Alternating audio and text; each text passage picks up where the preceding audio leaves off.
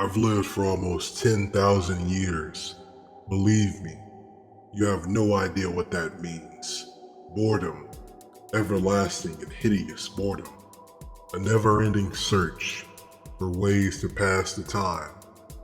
吸血鬼と人間のハーフで、あって、その、長所の部分と、短所の部分、両方持っていると、とにかく、極めつけに美しい、それでいて圧倒的に強い。There are many genres of horror. Some psychological, such as Silent Hill, others based on survival, like Resident Evil, and others that are monster-based.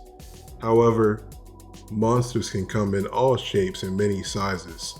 For instance, there are monsters like Nemesis, who are very large, overtly threatening, and very over the top. Others fuel an age-old question, vampire or werewolf. For me personally, it's always been werewolf. However, there are other monsters, and in these monster archetypes, they may have you questioning good or evil, and if they're truly a monster or if society is the monster.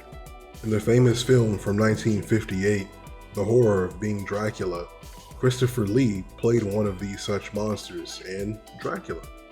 How does this relate to D? Well, Hideyuki Kikuchi, the author of the series, was stated to be inspired by this interpretation of Dracula. And it is in this that we would begin to eventually what would become Vampire Hunter D.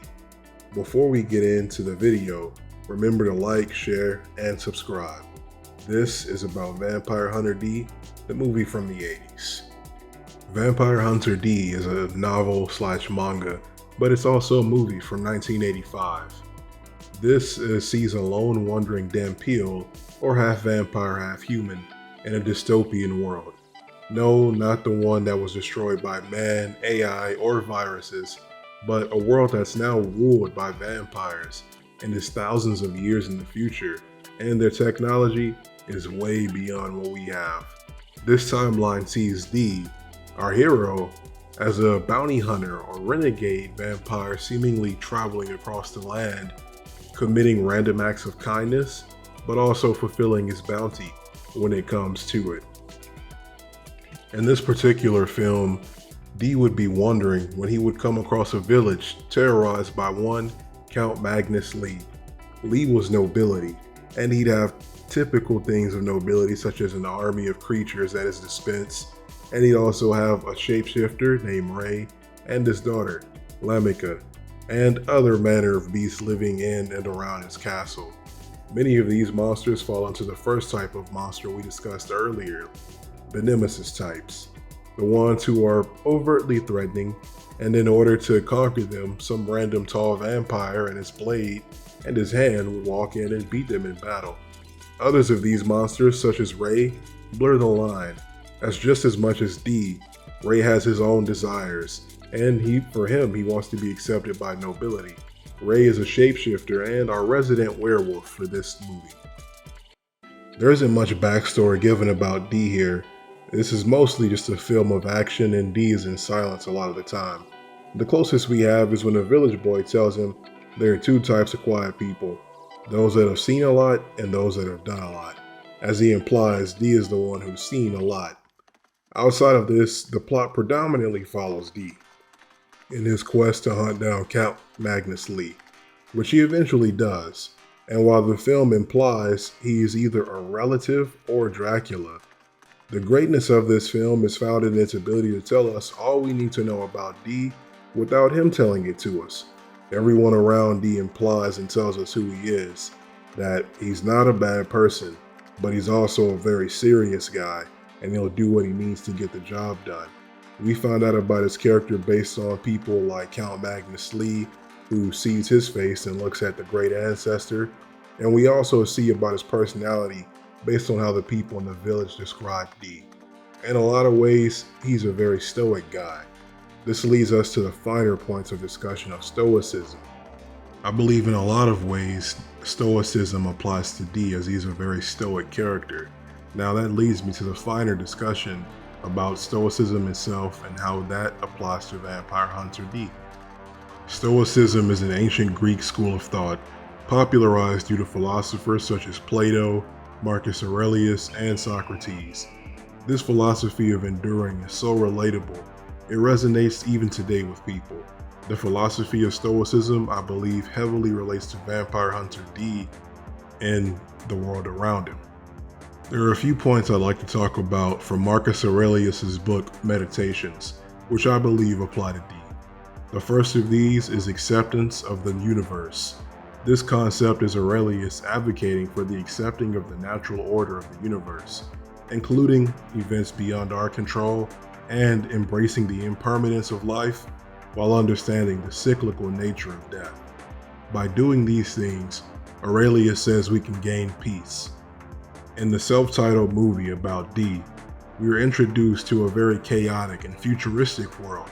There are monsters, shapeshifters, and grand vampire overlords, but there are also robotic horses, futuristic weapons, and strange technology, showing us that this is indeed the future.